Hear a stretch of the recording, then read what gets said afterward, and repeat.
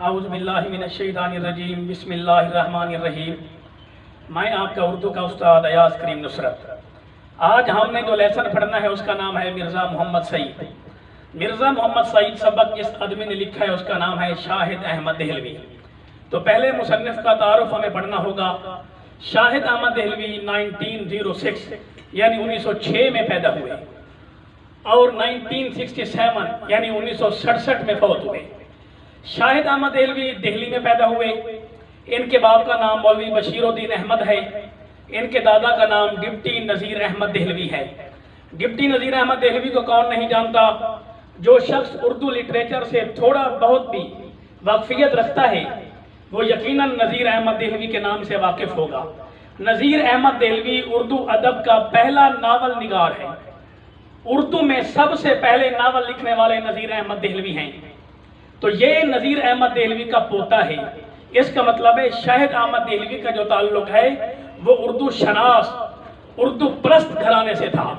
تو شاہد احمد دہلوی نذیر احمد دہلوی کے پوتے اپنی میٹرک تک تعلیم پوری کی۔ اس کے بعد ایف سی کالج لاہور سے ایف اے سی کا امتحان دیا اور بڑے اچھے نمبروں سے پاس کیا۔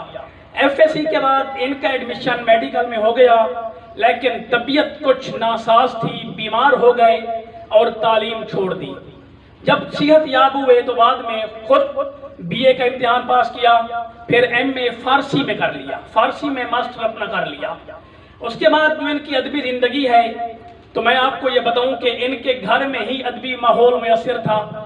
جس گھرانے میں، جس خانوادے میں شاہد احمد دہلوی نے آنکھ کھولی، ہر طرف اس گھر میں کتابیں بکھری پڑی تھیں، ہر طرف اس گھر میں اردو لٹریچر کا بول بالا تھا۔ تو اس کو ادبی ماحول گھر میں ہی ملا، تو اس نے بھی تصنیف و تالیف کا سلسلہ شروع کر دیا۔ اور سب سے پہلے اس نے اپنا ایک رسالہ جس کا نام تھا ماہنامہ ساقی وہ جاری کرنا شروع کر دیا۔ اس رسالے نے خاصی شہرت حاصل کی اور اس کے بعد اس آدمی نے اپنی تصنیف و تالیف کو جاری رکھا۔ جب پاکستان بنا تو یہ انڈیا کو چھوڑ کر پاکستان آئے، کراچی میں رہائش اختیار کر لی۔ جب یہ آدمی کراچی میں پہنچا تو اس نے دوبارہ اپنا تصنیف و تالیف کا سلسلہ شروع کیا، اپنا رسالہ بھی جاری کرنا شروع کر دیا اور ساتھ میں ریڈیو پاکستان میں بھی ملازم ہو گئے۔ شاہد احمد دہلوی اردو لٹریچر میں جہاں اتنا بڑا نام کما چکے تھے تو ڈاکٹر جمیل جالبی کے کہنے پر انہوں نے خاکے لکھنا شروع کر دیے۔ خاکہ کیا ہوتا ہے؟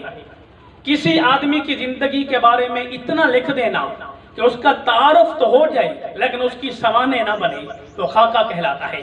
انہوں نے خاکے لکھے اور خاکے میں انہوں نے نام کمانا شروع کر دیا۔ گنجینہ گوہر اور بزم خوش نفساں، یہ دو ان کی خاکے کی بڑی مشہور کتابیں ہیں۔ اس کے علاوہ بہت ساری کتابوں کے یہ رائٹر ہیں جن میں کچھ اہم کتابوں کے نام میں نے لکھے ہیں: اجڑا دیار، دلی کی بپتا، دھان کے کھیت وغیرہ، یہ ان کی مشہور کتابیں ہیں۔ بقیہ ساری زندگی اپنی کراچی میں گزاری، کراچی میں ہی وفات پائی، کراچی میں ہی اپنے خالق کی حقیقی سے جا ملے۔ آسماں تیری لحد پہ شبنم افشانی کرے، سبزہ نورستہ اس گھر کی نگہبانی کرے۔ اللہ حافظ۔